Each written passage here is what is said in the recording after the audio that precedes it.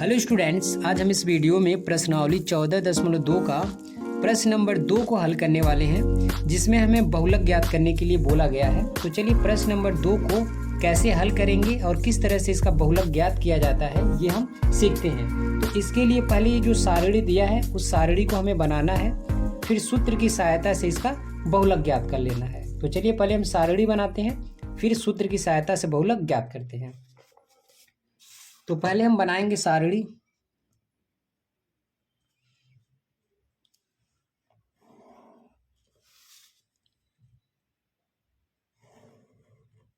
तो जो पहला कॉलम है उसमें हम लिखेंगे जीवन काल जो प्रश्न में दिया है, और दूसरे कॉलम में लिखेंगे बारंबारता। तो पहले कॉलम में हम लिखेंगे जीवन काल और ब्रैकेट में लिखा है घंटों में, तो यहाँ लिख देंगे घंटों में।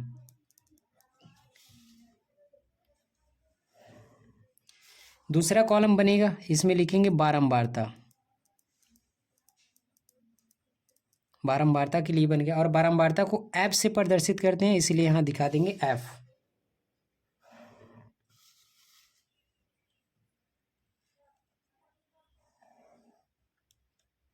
तो ये सारणी पहले से प्रश्न में दिया गया है। अब जो जैसे मान दिया इसका लिखेंगे। जीवन काल दिया है यानी जो वर्ग अंतराल है वो दिया है, बारंबारता दिया गया है। जीवन काल दिया है 0 से 20, 20 से 40, 40 से 60, 60 से 80, 80 से 100, 100 से 120। तो पहले कॉलम में हम वर्ग अंतराल को लिखेंगे, दूसरे कॉलम में बारंबारता को।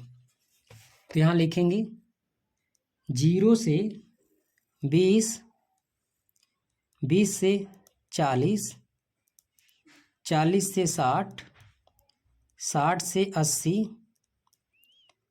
80 से 100, 100 से 120 ये दिया है।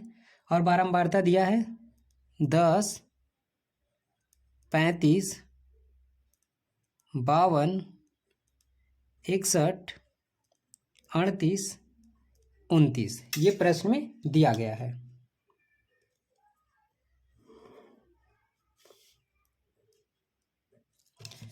अब हम सूत्र लिखेंगे। पहले सूत्र क्या होता है बहुलक ज्ञात करने का? वो होता है बहुलक, जिसको इंग्लिश में मॉड बोलते हैं। बहुलक बराबर होता है L प्लस ब्रैकेट में होता है F1 माइनस अपसाइलन बटे में 2 गुणे F1 minus epsilon minus F2 और गुणे में H। ये इसका सूत्र होता है। तो इस सूत्र में जितना भी लेटर प्रयोग किया गया है F1, F0, L, H, ये सब हम मान कैसे निकालेंगे ये पहले हम सीखते हैं। तो ये जितना भी F1, एप्साइलन, F2 जितना दिया है, ये जो बारंबारता दिया गया है इसी में ये पूरा का पूरा मान इसका मिल जाएगा। और जो L होता है, L मतलब होता है लोअर लिमिट यानी निम्न सीमा, तो ये इसमें मिलेगा, ये जो वर्ग अंतराल दिया गया है। और H इसमें जितने का अंतर होता है, सभी वर्ग अंतराल में जितने का अंतर होगा वो H का मान होगा। जैसे 0 से 20, 20 का अंतर, 20 से 40, 20 और 40 के बीच में 20 का अंतर, 40 से 60, 20 का अंतर। तो जितने का अंतर होगा सब में वो H का मान होगा। तो यहाँ पे हम लिख देंगे जो H का मान है वो कितना है 20, जितने का अंतर है वो H का मान है। अब ये जो लिखा है F1, F0, F2 ये कैसे पता करेंगे? ये तीनों के तीनों बारंबारता में ही मिलेंगे।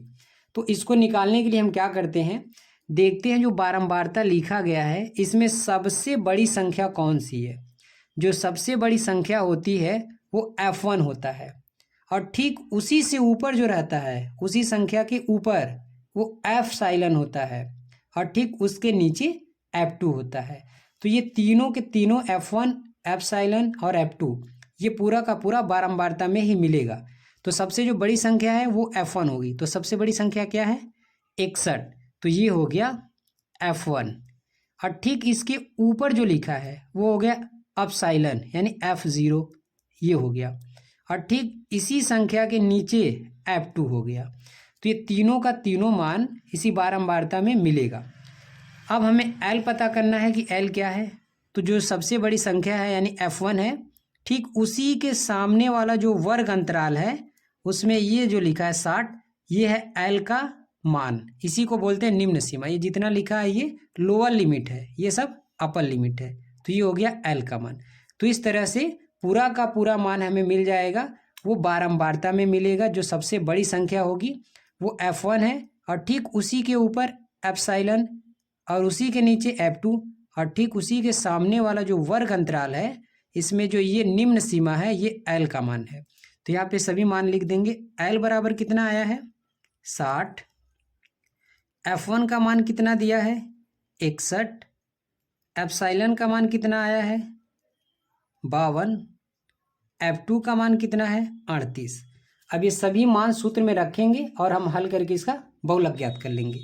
तो L के जगह हम कितना लिखेंगे 60 प्लस F1 कितना है, तो F1 61 है, तो यहाँ लिखेंगे 61 माइनस एप्सिलॉन कितना है 52, तो यहाँ लिख देंगे 52 बटे में 2 गुणे F1 यही 61, तो यहाँ लिखेंगे 61 माइनस एप्सिलॉन कितना है 52, तो यहाँ लिखेंगे 52 माइनस F2 38, तो यहाँ लिखेंगे 38, और गुणे में h का मान जितने का अंतर है तो ये हो गया 20। अब इसको हल करेंगे हमारा बहुलक आ जाएगा। तो ये हो जाएगा 60 प्लस, यहाँ पे क्या करेंगे 61 में से 52 को घटा देंगे। तो 61 में से 52 को घटाएंगे तो ये बचेगा 9, तो यहाँ लिख देंगे 9 बटे में 2 का गुणा 61 में करेंगे तो 2 एक कम 2 और 6 दूना 12, तो आ जाएगा 122 माइनस इन दोनों संख्या को जोड़ लेंगे क्योंकि ये भी माइनस में है ये भी माइनस में है, दोनों का चिन्ह एक ही जैसा है इसलिए हम इसको क्या करेंगे जोड़ लेंगे।